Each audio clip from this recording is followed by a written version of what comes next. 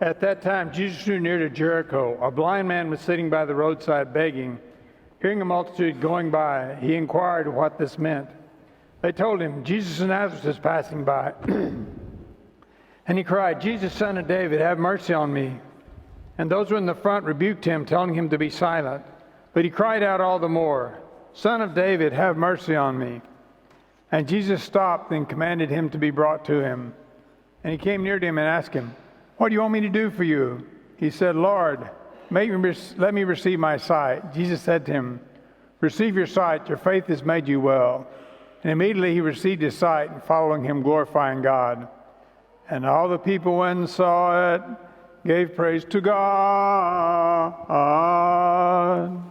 There was a joke saying that, what was the sermon about? Well, it was about sin. What do you say? Don't do it. Well, I'm going to kind of give that sermon, but in terms of living a virtuous life, talking in terms of how to do it and how not to do it. I'm going to begin with a sermon illustration of how not to achieve virtue. How do we move from vice to virtue? Let me tell you first of how not to. Even ancient pagans and those who never heard of the Bible recognized that living in vice was deadly and destructive. They were far ahead of our modern culture that foolishly accepted vices and actually caused them virtues. The Romans had a saying, to flee vice is the beginning of virtue. This is a nice thing to say and be a wonderful thing that was actually possible.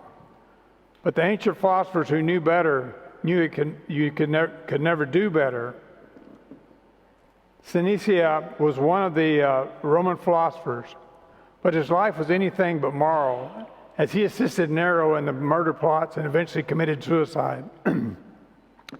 Friedrich Nietzsche, the German philosopher, insisted that measuring a philosophy is whether one could live by it. He died from madness from syphilis. By far the most interesting attempt of virtue was made by Ben Franklin. Already, when he was 20 years old, Franklin drew up a list of 13 virtues that he believed every man should strive to attain.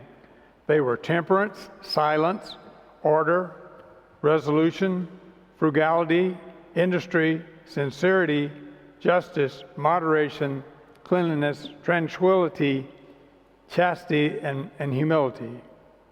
He even made a clear little chart listing the virtues and marked each time he failed to keep one of them. But try as he might, Ben Franklin fell short of his goal, as he admitted in his autobiography. No doubt his life was better for having tried, but the fact that a moral virtue is virtually impossible for human beings. So to kind of re-emphasize that, I'm going to read the epistle again, which talks about us living a virtuous life. Brethren, walk as children of the light, for the fruit of the light is found in all that is good and right and true. And try to learn what is pleasing to the Lord. Take no part of unfruitful works or darkness, but instead expose them. For it is a shame to even speak of these things which are done in secret, but anything exposed to them in the light becomes visible. For anything that becomes visible in the light. Therefore it said, Awake, O sleeper, rise from the dead, and Christ will give you light. Look carefully then how you walk.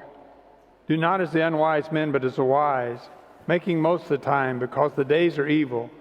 Therefore do not be foolish, but understand the will of who the Lord is. Do not be drunk with wine for its debauchery, but fill the Holy Spirit, addressing one another in psalms and hymns and spiritual song, sing praises and making melody to the Lord in all your heart. So what's Paul basically commanding us? To live a virtuous life. As we saw in this illustration, we can't do it alone. Our willpower is in constant conflict with our sinful nature, and we end up failing. So how do we do it? Well, that's where we get to the gospel reading today.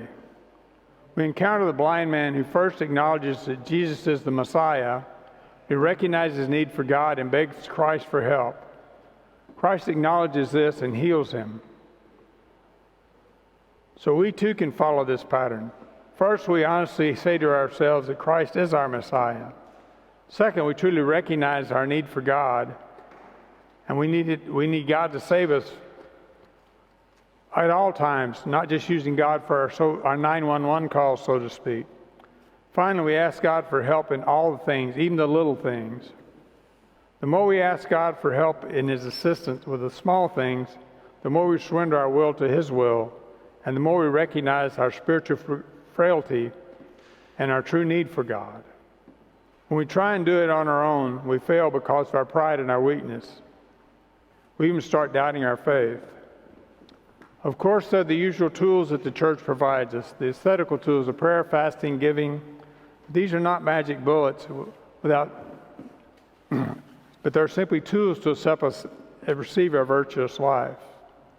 So let's go forward this week like the blind man by further acknowledging Christ as our Messiah, recognizing our need for God in all things, and ask Christ to heal us from our blindness. In the name of the Father, and the Son, and the Holy Spirit. Please rise. We have a fundraiser on December 16th, which is Saturday after next. Needing bread. And basically, it's a fundraiser for Yanis, Rafaela, and Konstantinos. They are undergoing cancer treatment at MD Anderson. It's a dinner that will start at 6 o'clock, 6 to 11. If you don't see this, if there's not one of these in the back that you can scan so you can buy tickets, you can also go to the church website, mystbasils.org, and click on events.